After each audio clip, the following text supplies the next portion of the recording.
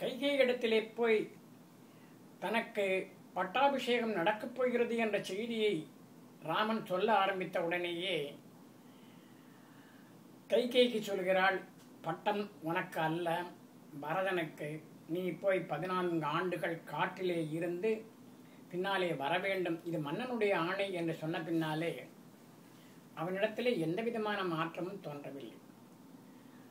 அவன் மிகுந்த மனமகிழ்ச்சியோடு கைகேயிடத்திலே சொல்கிறான், மன்னவன் பணி அன்றாகிலும் நும்பணி மறுப்பேனோ. அம்மா, இது ராஜா சொன்னான்னு எங்கிட்ட சொல்லணும் என்ற அவசியம் இல்லை. ராஜாவே சொல்லவில்லை, நீங்கள் தான் சொல்கிறீர்கள் என்றாலும் கூட நான் அந்த பணியை மறுக்கக்கூடியவனா?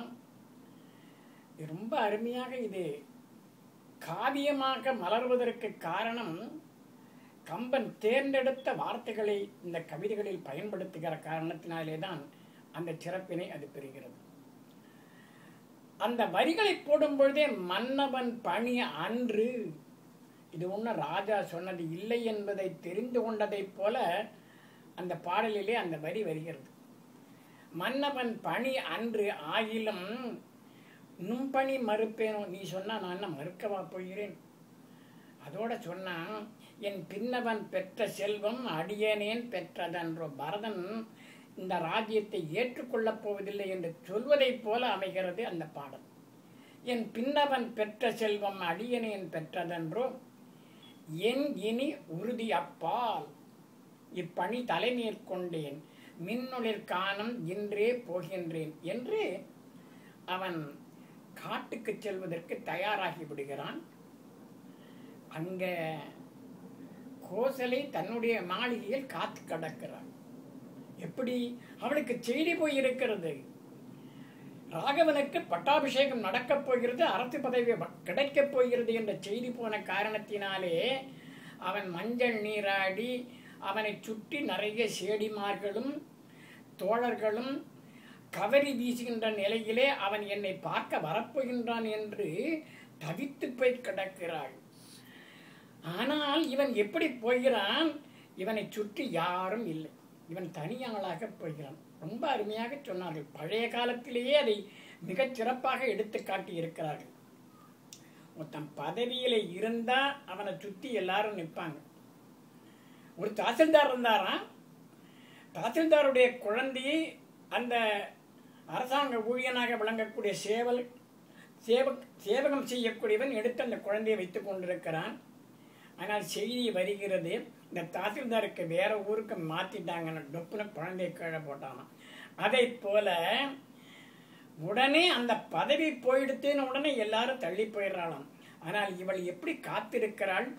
துடித்து போய் காத்திருக்கிறாள். தன்னுடைய குழந்தையை மஞ்சள் நீராடி வருகின்ற அந்த காட்சியினை காண வேண்டும் என்பதற்காக காத்திருக்கக்கூடிய கோசலையை பார்ப்பதற்கு யார் போகிறார், எப்படி போகிறார் என்றால் தசரதனுடைய பிள்ளையாக விளங்கக்கூடிய ராகவன் எந்த விதமான ஆர்ப்பாட்டமும் ஆரவாரமும் இல்லாமல் யாரும் கவரி வீசாமல் தனியாளாக சென்றானாம். குழைக்கின்ற கவரியின்றி கொற்றவன் குடையுமின்றி இழைக்கின்ற விதி முன் செல்ல என்று கம்பன் போடுகிறார். அவனை விதி இழித்து போகிறதாம். தர்மம் பின் இறங்கி ஏக மழைக்குன்றம் அணையான் மௌலி கவித்தனன் வரும் என்று என்று தழைக்கின்ற உள்ளத்து அந்நாள் முன் ஒரு தனியன் சென்றான்னு சொல்றான். போகிறான். தன்னுடைய மகன் மிகச் சிறப்பான முறையிலே இங்கு வந்து நம்மை பார்க்க போகிறான் என்று காத்திருந்த ஒரு நிலை மாறி இப்படி வருகிறானே என்ற உடனே அடிவயிறு பற்றி எரிகிறது. அவ கேட்கிறா, ஐயோ என்னப்பா ஆச்சு என்னன்னு கேட்கிறா. அப்ப சொல்றான் ராமன், ரொம்ப அருமையா சொல்றான். மங்கை அம்மொழி கூறலும் மாணவன் செங்கை கூப்பி நின் காதல் திருமகன் பங்கமில் குணர்த்தி எம்பி பரதனே துங்க மாமுடி சூடுகிறான் என்று அருமையா சொன்னான். அந்த பட்டம் தன்னை விட்டு பரதனுக்கு போகின்றதே என்ற எந்த விதமான கவலையும் இல்லாமல் ராகவன் சொல்லுகிறான், எந்த விதமான குறையும் இல்லாதவனாக விளங்கக்கூடிய உன் மகன் நின் காதல் திருமகன் பங்கமில் குணர்த்தி எம்பி பரதனே துங்க மாமுடி சூடுகிறான் என்று சொன்னான். உடனே அவ ஒன்றும் பதறவே இல்லை. ஐயோ, மிகச் சிறப்பானவன், உன்னை விட கூட மிகச் சிறப்பான தன்மை உடையவனாக விளங்குகிறவன் பரதன். அவன் இந்த பட்டத்தை ஏற்றுக்கொள்வதிலே எந்த குறையும் கிடையாது. நின்னிலும் நல்லனாம் நிறை குணத்தவன் குறைவீலன் என கூறினால் நால்வருக்கும் மறியில் அன்பினில் வேற்றுமை மாற்றினாள். என்ன அழகான பதங்களை கம்பர் இங்கெல்லாம் போடுகிறார் என்பதை பார்க்கும் பொழுது ஆச்சரியமே தோன்றுகிறது. ஏன்னா ராமனுக்கு பட்டாபிஷேகம் என்ற செய்தியை கூனி போய் கைகேயி இடத்துல சொன்ன உடனே அவன் என்ன சொன்னான்? ராமனை பயந்த எற்கு இடருண்டோ என்று சொன்னான்.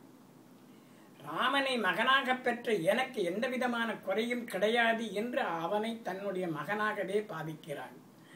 அதே போல சொல்கிறான் கம்பன். இங்கே அருமையா சொன்னான், ஐயோ, எந்த விதமான குறையும் இல்லாதவன், நிறை குணத்தவன், நின்னிலும் நல்லனாம் குறைவீலன் என கூறினால் நால்வருக்கும் மறியில் அன்பினில் வேற்றுமை மாற்றினாள். இவனையும் தன்னுடைய பையனாகத்தான் கோசலை கருதுகிறாள். இப்ப காட்சி மாறுகிறது. அங்க கைகேயினுடைய மாளிகையில் அவன் கடந்து துடித்துக் கொண்டிருக்கிறான் தசரதன். தான் கொடுத்த வரத்தினை எந்த விதத்திலும் மாற்ற முடியாத நிலையில் தவித்துக் கொண்டிருக்கிற காரணத்தினால் அவன் கேட்கிறான், ஐயோ, இப்படி பண்ணிட்டியே, எனக்கு ராமனை விட சிறந்த குழந்தைகள் யார் இருக்கிறார்கள், அதை அவனை நீ காட்டுக்கு அனுப்பிவிட்டாயே, அவனையும் காட்டுக்கு அனுப்பிவிட்டு என்னையும் நீ சாகடிக்கப் போகிறாயே என்று வருந்துகிறான். ஐயோ, இதனாலே வரப்போற ஒரு பழிக்கு கூட நீ கேவலமாக நினைக்க மாட்டாயா? தன்னை பழி வந்து சாரும் என்று எண்ண மாட்டாயா? பழிக்கும் நானாய் மானா பாதி இனி என் பல அப்படின்னு சொல்லிட்டு மிக கடுமையான வார்த்தை ஒன்றினை சொல்கிறான். உன் கழுத்தின் நான் உன் மகற்கு காப்பின் நான் ஆகும் என்று கடுமையான வார்த்தையை சொல்கிறான். ரொம்ப மனசு வெந்து போய் நொந்து போய், ஐயோ, நீ உன்னுடைய மகனாக விளங்கக்கூடிய பரதனுக்கு பட்டாபிஷேகம் சூட்டுவதாக இருந்தால், அரசு பதவி சூட்டுவதாக இருந்தால், அவனுக்கு எதை தெரியுமா நீ காப்பாக கட்டப் போகிறாய்? உன்னுடைய திருமாங்கல்யத்தை எடுத்து கட்டப் போகிறாய், திருமாங்கல்ய சரடை எடுத்து கட்டப் போகிறாய் என்று மிக கடுமையான வார்த்தைகள் சொல்கிறான். அதை சொன்ன பின்னாலே அங்கே வசிட்டரும் சுமந்தரரும் வருகிறார்கள் அந்த கைகேயினுடைய அரண்மனைக்கு. அப்போ ரெண்டு பேரிடத்திலும் சொல்கிறான், வசிட்டரிடத்திலும் சுமந்தரிடத்திலும் சொல்கிறான், இது மாதிரி கொடுமைகளை எல்லாம் செய்துவிட்ட இந்த கைகேயி என்னுடைய மகள், என்னுடைய மனைவி என்று எண்ண மாட்டேன், இவள் என்னுடைய தாரம் என்ற பதவியில் இருந்து விலக்கப்படுகிறாள் என்று சொன்னான். அதோடு மட்டுமல்ல, அதை விட கடுமையாக பரதனையும் என்னுடைய மகனாக கருத மாட்டேன் என்று சொன்னான். என்னே பலவும் பகர்வம் இறங்காதாளை நோக்கி சொன்னேன் இன்றே, இவள் என் தாரம் அல்லல் துறந்தேன். நீ கிண்டலா சொல்றான். மன்னே ஆவான் வரும் அப்பரதன் தகனையும் மகன் என்று உன்னேன், அவனும் ஆகான் உரிமைக்கு என்றான் என்று மிக கடுமையான வார்த்தைகளினாலே சாபத்தை போல தன்னுடைய மனைவியாக, அன்பு மனைவியாக இருந்த கைகேயியும் சபித்துவிட்டு அவளுக்கு பிறந்தான் என்ற காரணத்தினாலே பரதனையும் சபிக்கிறான் என்ற அளவிலே இந்த நிலையை முடிப்போம்.